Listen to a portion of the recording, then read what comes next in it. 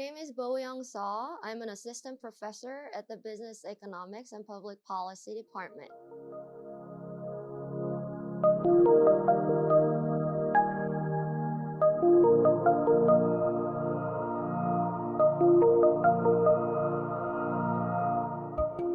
My expertise is in consumer demand estimation, and using this demand estimation, I try answering public policy evaluation or understanding firms' pricing strategies.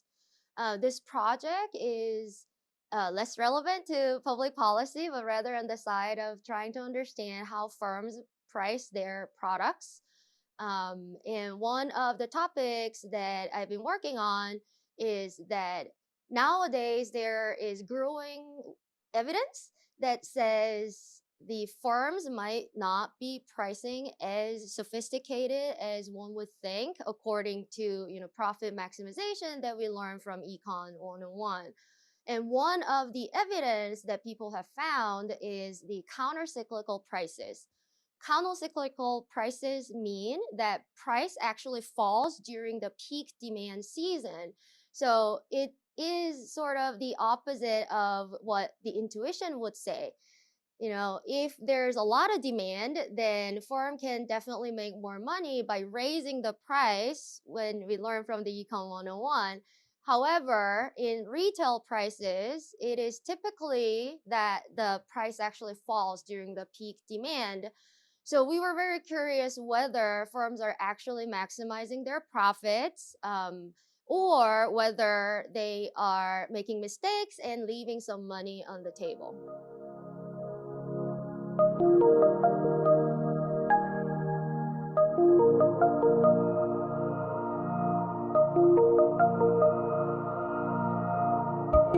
So we're not the first one who tried to look at why we see this countercyclical prices. There were some theories and evidence that suggest that maybe it's the wholesale cost or the production cost falls during the peak demand season, and maybe that's why we see the retail price falls. Some other ideas were suggested, such as loss leader strategy. Sometimes grocery stores put out a really cheap loss leader as a bait to draw consumers into their retailer. And typically those baits seem to be the seasonal products, for example, ice cream in the summer or soup in the winter. Another explanation that people try to look at is that maybe actually the countercyclical price doesn't even exist. When you create some average aggregate price measure, it can suffer from compositional bias, which makes it look like there is countercyclical pricing. In fact, however, there might not be a actual countercyclical pricing. And what we were trying to do was to verify whether each of these theories actually makes sense or consistent with the data. And rather than relying on some existing view on what products are seasonal versus not, we decided to look at every single product that are sold in retail grocery market without taking a stance on which product is seasonal and what products are not.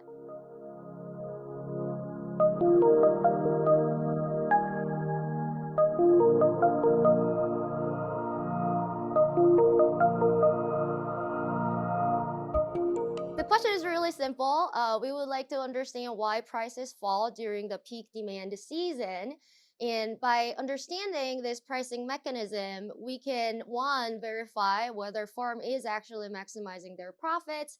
And two, we can also contribute to the literature of trying to understand the reasons behind this seemingly suboptimal counter-cyclical pricing behavior.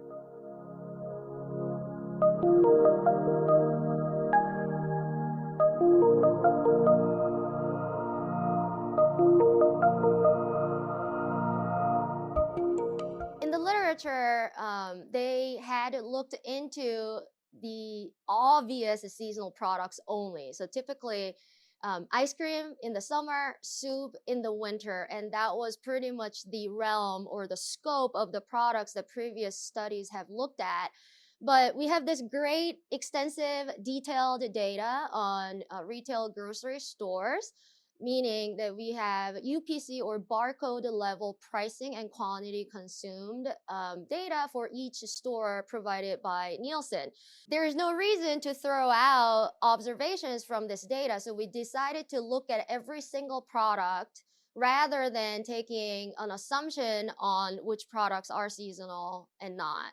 So we expected for sure that ice cream would show up as a seasonal product, peaking in the summer, and that's what we definitely have found. But there were some surprising products that we didn't expect to find as seasonal. For example, battery turned out to be peak in demand in December, or non-chocolate candies typically peak in the summer.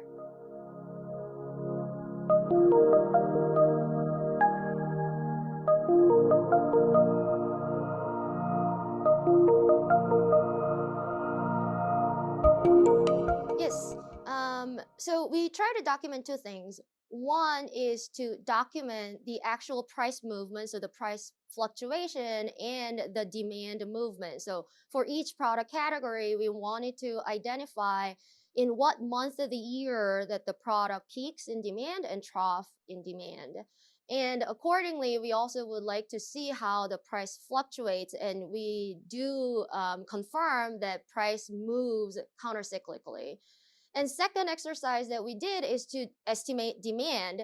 And the way that we estimate demand is to use instrumental variable approach. So we use two-stage least squares, and the instrument that we use is the identical products that are sold in the very same grocery chain outside of your geographic market. This instrumental variable is called Hausman instrumental variable, typically used in demand estimation.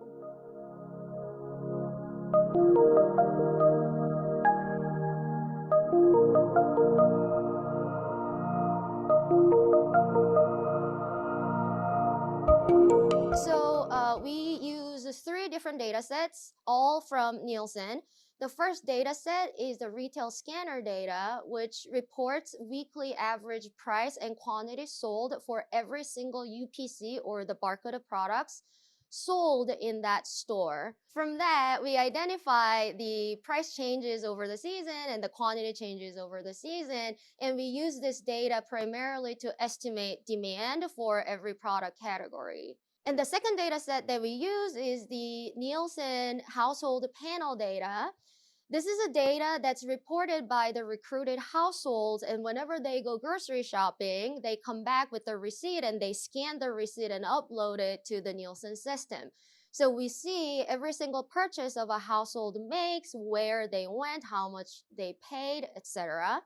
We use this data to learn where this countercyclical pricing comes from. And especially, we found that it is the case that during the peak season, these non-seasonal shoppers all of a sudden comes into the market, and they basically drives the elasticity down further, making the whole aggregate elasticity more elastic. And the last data set that we use is also from Nielsen. It is the wholesale cost information. So to rule out the supply side reason for the countercyclical pricing, we use this wholesale data to argue that the countercyclical pricing actually originated from the demand side rather than supply side.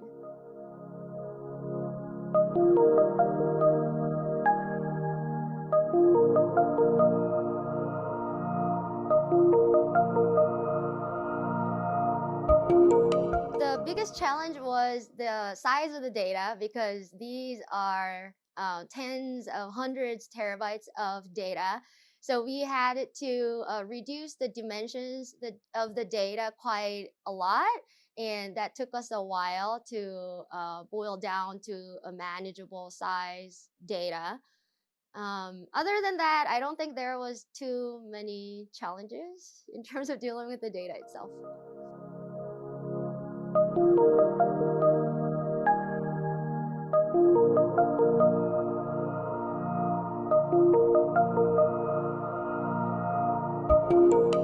Yes, the key finding is that this counter-cyclical pricing may not be suboptimal at all in the end. So although it looks seemingly suboptimal because firms are charging low prices during the peak demand, it turned out that during the peak demand season, the aggregate consumers actually become more price elastic, meaning that it actually puts more pressure on the firms to lower the prices. So lowering the prices during that season is perfectly consistent with the profit maximization behavior.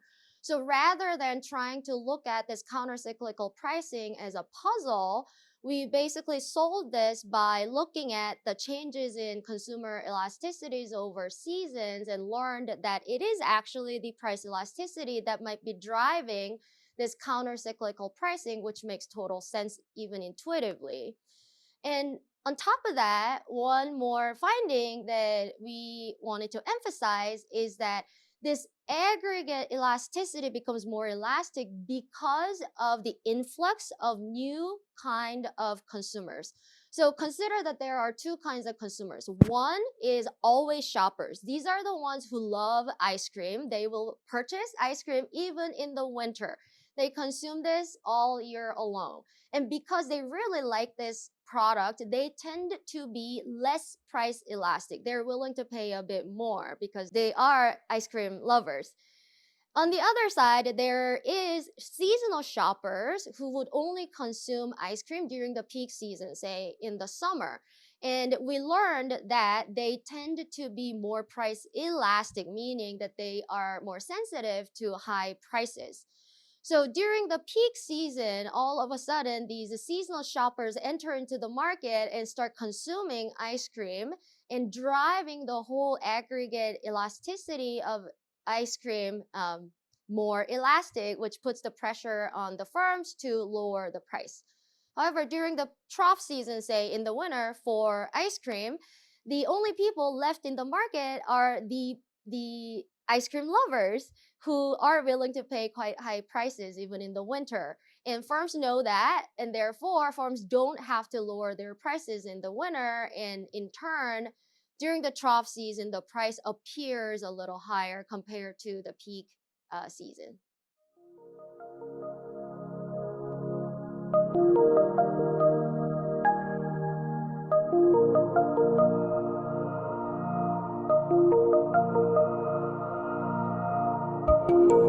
You see that the fluctuation in demand is huge. For example, canned soup, the peak to trough difference in demand is by 80%. So you might wonder why the magnitude of the price change is so small relative to the magnitude of the demand change. And we also found a simple reason for that because the elasticity change over the seasons is quite small. So if you compare the magnitude of the elasticity changes over seasons, they almost coincide with the magnitude of the price fluctuation, which is predicted by the firm's profit maximization behavior that we learned from Econ 101.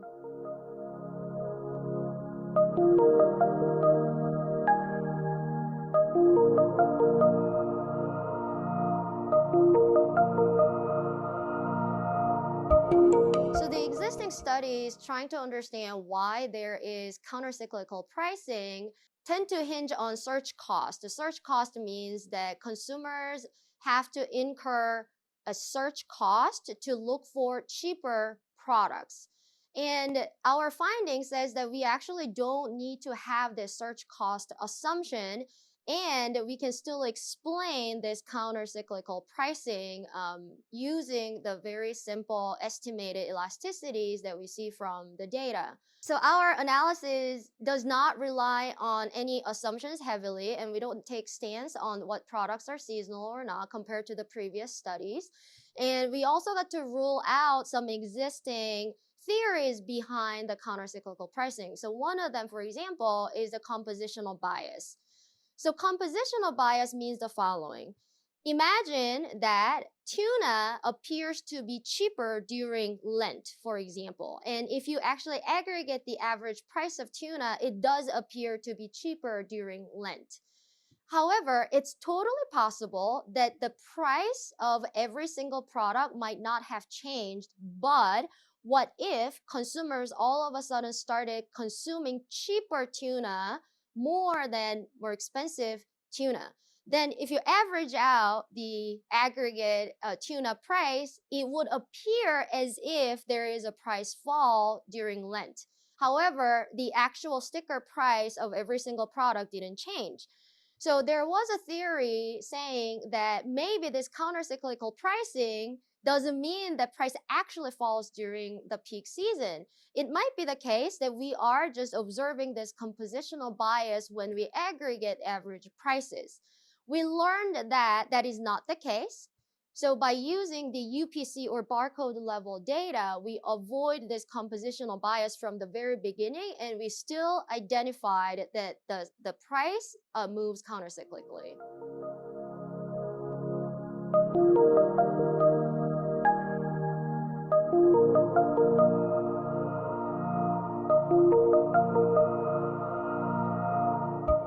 I keep saying that the price falls, and I don't mean that the base price or the sticker price actually falls. Typically, the way that the retailer charges lower prices is by utilizing promotional prices. So, for example, the sticker price or the base price is still $1. However, they can offer a coupon or they can go into sale price, which is typically lower than $1. By doing that, you can drive the average price to be lower. That's typical instrument that firms use to adjust their prices up and down. So what we see is that during the peak demand, firms tend to have more promotional prices and also deeper discounts on the sale prices.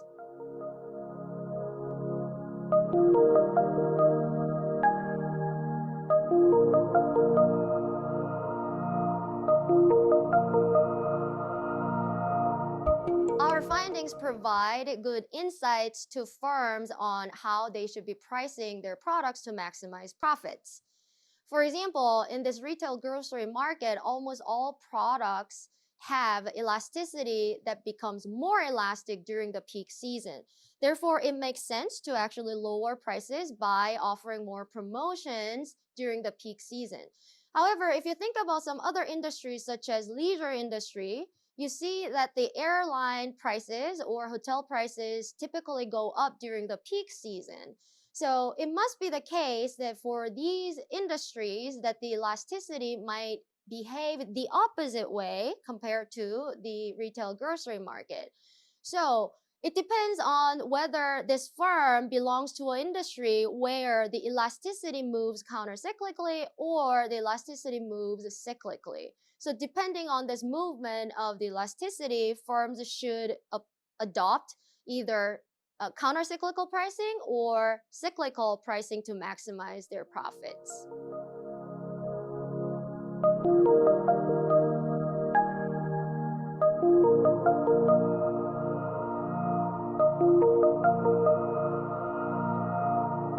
Based on our studies, we could either confirm or reject the existing theories behind the countercyclical pricing. However, there was one theory that we can neither confirm nor reject, which is the loss leader strategy. It is very difficult to actually identify whether firms are engaging loss leader strategy, and second, whether that loss leader strategy is actually profit maximizing or not. The reason it's very challenging to deal with the loss leading strategy empirically is the fact that you have to estimate demand for multi product firms. However, estimating demand with many products is not as easy as one might think.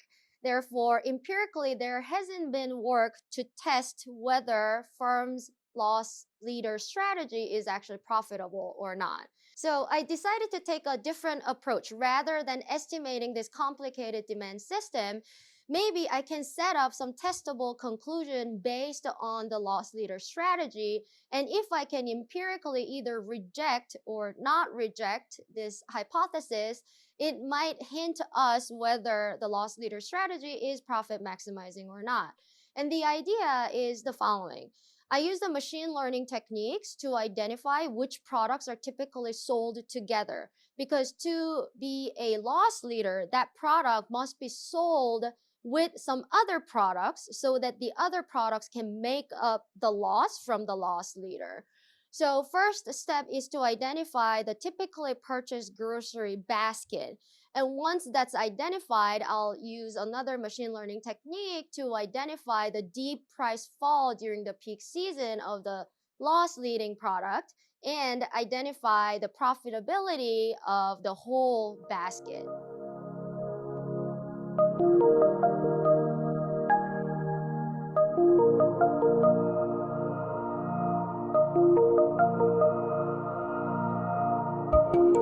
So it's actually a mystery. Some firms might claim that they are adopting loss leader strategy.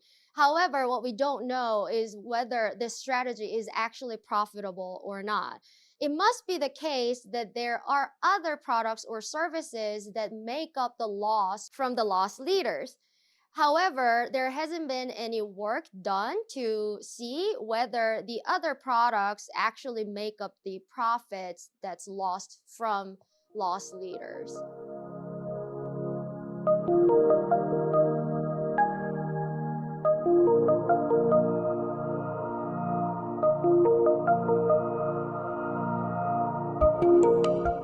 Each time I do my own research, I tend to learn that the traditional or long historic economic theories tend to work and they corroborate very well with the data that we see. So, although recently we see more puzzling pricing behaviors, I keep finding that these behaviors are actually pretty close to the profit maximizing behavior. So I have more faith in the traditional Econ 101 materials that we learned in first year in college.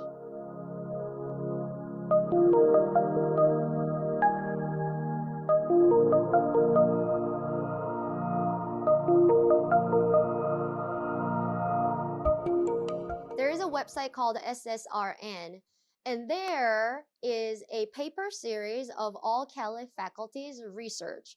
There you can narrow it down to a business economics topic, or you can search for retail prices. And there you can read the abstracts or introduction of the research and get to know the cutting edge research done in retail market.